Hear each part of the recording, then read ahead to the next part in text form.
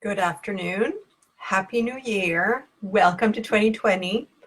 I hope that you've had a wonderful holiday. I certainly have. I've had a quiet time this year, which was really needed. It was time to refocus, time to reground. You know that I've shared before, 2020 is a time to have good, solid foundations for the 6 years ahead.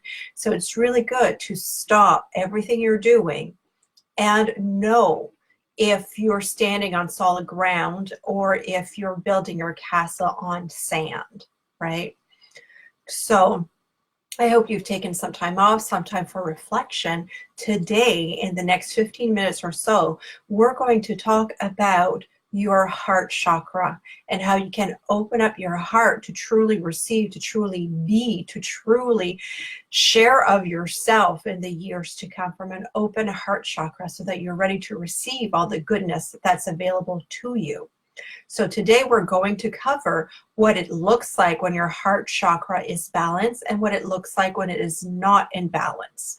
Wednesday, we're going to cover how imbalances in your heart chakra can show up in your business. And finally, on Friday, we're going to go over some healing techniques that you can do to balance your heart chakra. So let's move ahead with the heart chakra. And if you have any questions, do place them in the comments and I will get back to you as soon as possible. If it's not during the live, it's going to be after, but I want to hear from you. I really, really do. So your heart chakra right here in the center of your chest. This is where, of course, we feel the love. This is where we feel that we're home in our bodies. This is where we can feel that sense of unity with all that is. So this is part of the lower chakras, that energy moving up to the root, to the heart, and the energy of the higher chakras coming into the heart as well. And when we are healers, when we do any shamanic work, any Reiki work, we mix the earth energy and the celestial energy together in the heart chakra so they can reverberate through our hands for the healing practice. The arms and the hands are associated with the heart chakra. So as you hug someone, as you bring something to you, as you take in, this is all about the heart chakra right here. So as you bring your child, your pet, your spouse, your friends into your heart, just know that this is a heart-to-heart contact. And as much as possible, you want to do that with an open heart and with that realness, that you want that connection. It's not just the social kind of hug and kiss, but it's, make it real as much as possible. That's kind of an exercise that we need to do to make sure that it's not just a social convention, but it's a true, my heart sees your heart and my heart connects with your heart. So when you have a hug, have a real heart to heart hug. I do have one friend, Anne, who gives really, really good heart-to-heart hugs, really long hugs, but it's so nurturing for the heart. So this one's for you, Anne. All right. So about the heart chakra, it is from the heart chakra that we open up to love.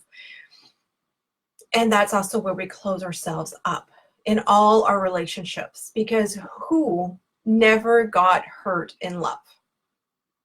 I don't think I know one human being who never got hurt in love.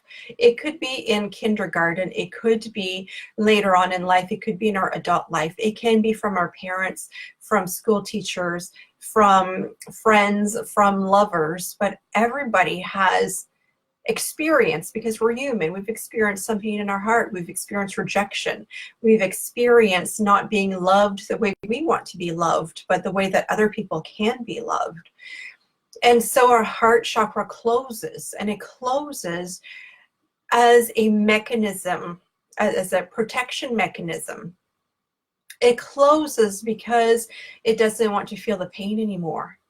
It shuts down the emotion, shuts down the love, because it's not socially okay or not socially acceptable, because we live in a society that is often much more intellectual, and that if you can do all the work that you do without heart, but just go not even after like true logic, but you just go after the money or go after the goal, and you know, some people from the moment they wake up in the morning to very late at night when they go to bed, their schedule is filled to the second.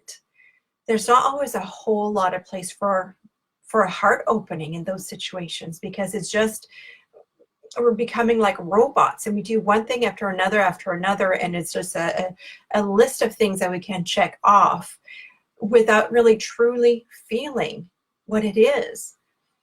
I know that when I have clients and they're sitting here for a coaching session, and I'm asking them to descend now into your heart, into their hearts, and tell me what they're really truly feeling, they kind of go in for a second, and then they say, well, then I think, and then, well, this happened, and then that happened, and that reminds me when. So I always have to remind them, yes, and that's in your head. Now, what is your heart feeling? And they might go down for a moment and say, well, then I remember this, and I remember, and they're still in their head. It's so difficult for so many of my clients, and for myself as well, because, you know, like attracts like. My clients are so super intelligent. They have such a great big mind. They have just such beautiful goals, things to do, but that kind of takes away from really feeling in the heart. We forgot the art of truly going into the heart and noticing how things feel, and acknowledging that feelings are okay, and acknowledging that your feelings are okay. It's okay if you feel this way about something and someone else feels completely different. It's okay. It's beautiful. It's wonderful, right? But your feelings matter. Your feelings count. So I remember in my early 20s, when I started opening up to my feelings, because I was totally shut down in my teenage years. You know, so many reasons for that. I was not allowed to have emotions. I felt growing up, my families are intellectual, so I felt I was not allowed to have emotions. And so in my early 20s into my 30s, I had to teach myself what the emotions were. So that might be something that you need to do as well. Like, what is anger? What is sadness for you? What is, you know, what is that emotion? And really truly feel what it's like, and not, you know, some people, some spiritual people, they say, oh, you have to be love and light all the time. And that is such BS. It is not. We are here to experience a whole range of emotions, from anger and exhaustion, and, you know, all the negative feelings. They're feelings. Feelings are feelings are feelings. That's what it is in the Akashic Records. It's no good or bad. It's what you do with the feelings that matter. But first you need to know what the feeling is, not shut it down, not cram it down. When I was first opening up in my heart chakra, it felt like I had a ball right here. I called it like the cork because that's what it felt like. It's like a cork. It's something that's there and that's blocking the heart chakra from being expressed through the throat chakra, right? So I had to work quite a bit in loosening that cork and finally removing it. Because that's what it feels like when there's a big block of the heart chakra. It's just like it's there, and it can be heavy. And every time that you might have an emotion, it's then the head just takes over. It's like, no, this isn't real. The emotion isn't real. It's not the right time for that emotion. I have some clients who are going through grief, and they say, well, other people go through grief in like 3 months, and it's been a year and a half. Why am I not over that yet? That's all being in the head. It's not really being honoring the feelings that are really here, because your feelings are okay. Your feelings matter. Your feelings are useful, and your feelings need to be honored and really listened to. So the work that I do with my clients is really helping them to really acknowledge those feelings and working through those feelings as well. It's not therapy. I'm not a therapist, but it's that type of active listening that comes from that deep spiritual work that I do. So from the heart chakra, we can really open up to love, and true love, unconditional love. You might know love as something that is like, I will love you if you're like this or like that. I will love you when you do this task and that task. I will love my body when I'm at this weight. I will love my job when I'm at this salary, right? So if there's anything like that, whether it's about your child, whether it's about your spouse or about yourself, your money, your job, and I will love, I will be okay, I will feel good and expanded when you've fallen into conditional love. You're putting conditions on your love. You're putting conditions on your happiness. So just breathe that in for a moment. And how does that resonate with you? Living with conditions all the time. And aren't you ready to experience yourself, to experience love without conditions? Are you ready to look in the mirror and say, I love myself now? Right? I'm just reminded of that scene, Bridget Jones' Diary, where, you know, the most important thing is I love you just the way you are. Remember the scene in Bridget Jones' Diary? I love you just the way you are. That's kind of the mantra that we need to tell ourselves. I love myself just the way I am. I love you just the way you are. I love my child. I love my spouse just the way they are. What would that shift for you? Are you feeling the shift? Just thinking about that, just talking about that? I know there's shift happening for some of you because I can feel it from this end. So heart chakra, when there's no protections, when there's no armor, that is when we can love ourselves without conditions. When there's an armor, when there's a block, those are the conditions. That is the ego voice that says, you're not good enough. It's the ego voice that says, you're not lovable. That's the ego voice that says, you're such a loser. Nobody loves you. Nobody wants you. Who are you to think that you can be healed? Who are you to think that your emotions matter? That's the ego voice. It's not your heart. Your heart knows that unconditional love, although it might be quite difficult in our human condition, unconditional love is possible. And it's something that you can choose day after day after day. It starts with the self. I love myself just the way I am. Right? So just breathe that in for a moment. And I also want you to know that when you have that armor, when you put conditions on your love, even if it's because your ego is because you're working to protect yourself so that you don't get hurt ever again, then you're stopping yourself from truly experiencing what life can be all about. Because when you're not open in the heart chakra, you're not really open to life. You're not really open to all of the possibilities. You just get stuck into whatever negative situation is going on in your life, whether it's a job, whether it's the money, whether it's your relationship, whether it's love, your lover. When your heart chakra is closed because you're afraid of being hurt again, you're stopping yourself from really truly experiencing new opportunities and new ways of being. Does that make sense? So when the heart chakra is closed, you can feel very critical. Things are never good enough. And you internalize that chatter into, I'm never good enough. So the people who criticize others the most usually have a really strong internal critic. So just think of that for a moment. And if there's someone that's always after you and saying, you're not good enough, you're not this, you're not that, just know for a moment, however annoying that is and not loving that behavior is, it does not excuse the behavior, but just know that person is lacking so much in self-love, and that they're reflecting their lack of self-love onto you. That's what it is.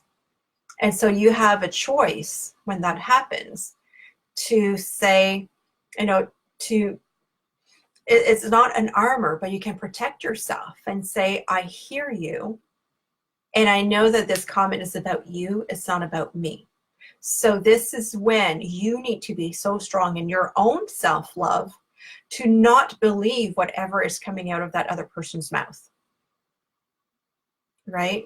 And so you can use all kinds of healing techniques. So say, even though this person that I love so much is telling me that I suck, that I'm not good enough, that is this or is that, I know that this isn't my truth, because my truth is love.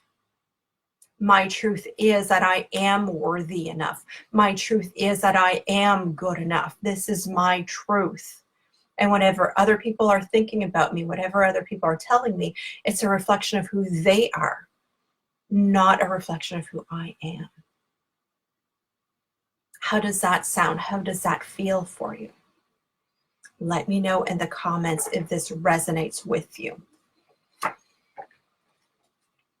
When your heart chakra is truly open, when you can love yourself just the way you are, you experience so much love. You can experience so much confidence. You can experience so much more magic because you believe in yourself and you believe that goodness exists and you believe that magic exists. Not in the hocus pocus type of magic, but the true heartwarming magic that love can bring us, because unconditional love, that is the nature of the divine. That is the nature of the healing energy. That is the nature of Reiki. So when you can really step into, with an open heart, into that energy of healing, it's just so uplifting. You can experience so much joy, so much freedom, and your body can heal, your emotions can heal, your mind can heal, and so many things in your karma can also heal. So this is something that I really invite you to step into, is that energy of unconditional love. So if you want to know a little bit more about what it feels like to be unbalanced in the heart chakra, I'm just going to open this and read a little bit from this chart that I have. So when there's not enough energy in your heart chakra, you can feel undeserving. You feel critical of yourself and others. You feel closed and removed from others. So many of my students, especially when it's chakra dance or any other type of healing, they feel like they're like two bodies. There's a head and then there's a body, and there's like a disassociation between the two. So that's, you know, not enough energy at the heart chakra. You can feel desperate for love. You can feel desperate for relationship, or you might be so needy for affection. You have conditions about how you receive love. As I talked about, it's like, I'm only lovable when I say certain things. I'm only lovable when I act in a certain way. I'm only lovable when I'm the good girl. I'm only lovable when I do things that my mom approves of. That's condition, and that's deficient heart chakra energy. Codependent relationships also have to do with lack of heart chakra energy. People who can be passive aggressive, that's a heart chakra imbalance as well. People who are manipulative, people who use emotions to manipulate you into making different decisions, that's on the other end of the spectrum. Is too much energy in the heart chakra. The perfectionist is also heart chakra deficiency. Frustration, feeling betrayed, the fear of being a fraud. Those are all ways where a deficiency in the heart chakra can show up. So can you name one or two ways that a deficiency might show up for you in your life, in your relationships, perhaps in your business? So just journal on that for a bit. So when there's too much energy in the heart chakra, you know that we're always working with polarities. We're looking for balance, but we can experience a whole spectrum. So on the excessive energy side, there's jealousy, there's mistrust, possessiveness, there's expecting others to show you love and affection in a very specific way. you are the one setting the conditions for love and compassion. So I will only love you when. You'll be a good girl only if. And how many parents do that to their children? Right? They put conditions on love. They put conditions about being good, about behaving a certain way, instead of loving the person the way they are, instead of giving children the support that they need in this moment. We just expect them to behave always in a certain way without other emotions. With too much energy in the heart chakra, also, some people and a lot of spiritual workers are over giving. They define themselves with how much they give to others, how much they give to the community, and they operate from a paradigm that giving is way better than receiving. So those are the people that even if they don't have any money, even if they don't have enough for groceries, even if they don't have enough to pay for their mortgage, they will give money, they will give their clothes, they will just give everything to charity, to others, to neighbors. That is just too much energy.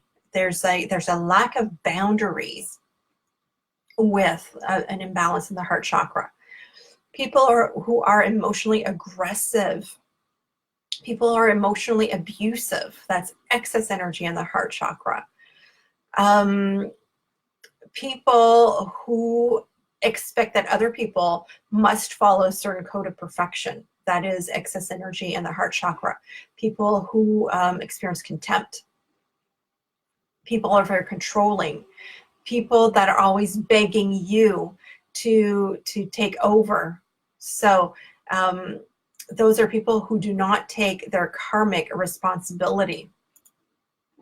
So those are examples of what it feels like in not enough energy of the heart chakra and too much energy of the heart chakra. Hey, Sharon. So this resonates with you. You have eliminated the critical, negative, toxic people from your life. Excellent. It is better to be alone than to be with toxic people. And that is one of the most difficult things that people need to learn how to do, is that you need to love yourself enough to say no to the toxic people. And that is, in a way, a little bit counterintuitive, especially if you don't love yourself enough, or if you think that relationships or maintaining somebody else's happiness is more important than your own self-love and your own self-respect. So eliminating those toxic relationships is, we often need help for that, to stand strong into that self-love and say no to others, because you're not a doormat. You don't need to allow bad behavior. You can love them, and you can love them better over there, right? That is one energetic technique. So we're going to talk more about that on Friday, but just for now, because it's coming up, say, I love you, but over there. And you kind of push your own auric boundaries all around you, so that people who are toxic, people who talk bad about you, people who criticize you, they're not allowed in your auric field. They're not allowed in your heart. They can still receive love, unconditional love, but that doesn't mean that you need to feel all rusted, or that you need to protect yourself, or that you need to have that heaviness of supporting energetically those people who cannot support themselves energetically. And this brings up the subject as well of energy vampires. Everyone has the ability to connect with divine source and connect with unconditional love. Everybody has that ability. Not everybody knows how, for so many reasons, right? So if you're a spiritual healer yourself, if your vibe is high yourself, you're going to be like that lamppost, that light, that fire in the night, and all the bugs are going to want to come to you for feeding. Or so that's kind of like the energy vampires. They see someone with very high energy, their energy is very low, and they're going to want to suck that good energy right out of you, like something really juicy and yummy. But that's not all right. That is not okay. And that is codependent relationships. When you allow others to feed from your energy, that's a codependent relationship, and it's not okay. So we need to learn to cut the cords, to keep them out of our energy fields, and teach them how they can connect to source instead of sourcing from you, right? Good. Sharon's also saying learning not to react. That is huge. And yeah, for energy vampires especially, if there's no reaction, if you don't give them the rise that they're looking for, they will eventually go away. Now, people who are energetic vampires, they will want to create anger for you. They will want to create frustration. They will want to create all of those kind of negative emotions, because those emotions are a lot denser energetically. And when those emotions are denser, it's easier to feed on. So if you can stay in that place of self-love, if you can stay in that place of peace, if you stay in your high vibe, instead of going into those other emotions, it'll be a lot more difficult for them to feed off you. And so they will eventually go away. They will detach and go feed off someone else that's an easier target. So we talked about quite a few things today about the heart chakra, what it feels like when the heart chakra is not balanced, when there's too much energy and not enough energy in the heart chakra. We talked about energy vampires. We talked about self-love and staying in that self-love. So your homework right now is to go look at yourself in the mirror. Look at yourself in your eyes. If you can, do eye contact with your own image in the mirror and say, I love you just the way you are. If that is too much for you, because it will be for some people, can you look at one part of your body, your earlobe perhaps, your hair, your lips, your, a spot in your forehead, and say, I love you just the way you are. But practice this week, and as much as possible, eye contact, and give yourself love. I am giving you so much love and a big virtual hug. And we'll talk again on Wednesday about other ways that ego resistance can show up at your heart chakra, and especially how it can influence your business. If you have any questions, let me know. Place them in the comments. Get back to you as soon as I can. Much love.